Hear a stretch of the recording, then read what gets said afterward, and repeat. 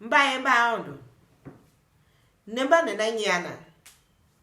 Yoshivene netu. Mgwe shembe kwa. Bua na ha. Mfe. Mso woro neveneo. So yangi gene. Aiki dinde na ha. Yesu kamba hene nae. Rumo vinyo shinto. Wen ve chi vinyo hinto. Na ha ve pe yandi. Ve perim gere ve yem yandela. Bibilo jile gen kai ve pe be pakam gene. Yandela. Perim gere yandela pashika kwa mo. Na ha. Mba nye shinto. Uve pe mgere maya. Yesu ma wen yang ba nyam shinto ne. Na ha ba hene na vulu shimi vulu na to vulu kom to yeme. Chai bega yo. Tsaga humbene ma ba va tashangi. Na ha ma mgere ma ba bagleto. A godom gela e atu bange ya ma lu ha shinto pa. Na kwa ni chie ba. Hene ba yo. Vulu hene ye kove kwe. Shi kove tinjene. Na hama ba hene vidavida ka Yesu ye. Kutere. Simba nongu nutiminje na ha. Bakau kwa ajega. Yesu ndere ya. Agama ka ahumbe la ye. Huan Viing. Mana humbe huan. Chie ba hene yo. Ko kanyi bia one. Ahumbe jekpa nga ngwa. Kwane ya chie ve yo evolu hene shami na hayo. Yesu wandi gama pineve. Kanyi ni lumba chia kwa yumu.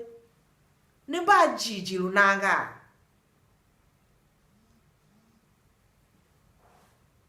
Wekwa kune chie we yo na kawe ni na.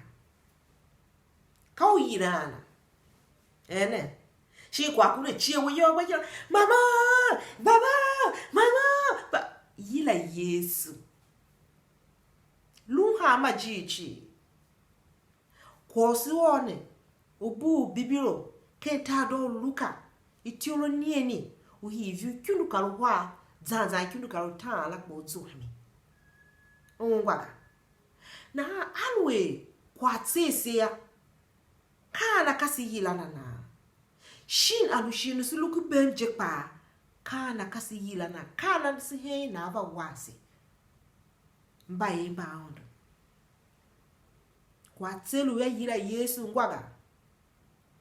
We ba une walo. Bamaren. Kwa gani ya kwa kune chie wanye yo ya.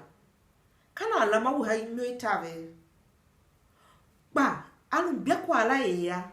De la ma wanye la wasina. Beta overcome na we begane aha na kwa na alama we shanja. Gadion ba hene ya pine Yesu kwa. Ilusha myo tave. Ukana na e. Seba timi njekba. Kwa gba oshamiga. Njene amgele mlama agba ha shintu.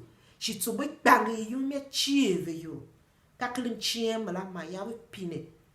O hemeve Yesu Kristu ko tave na hai. Ko geni yo.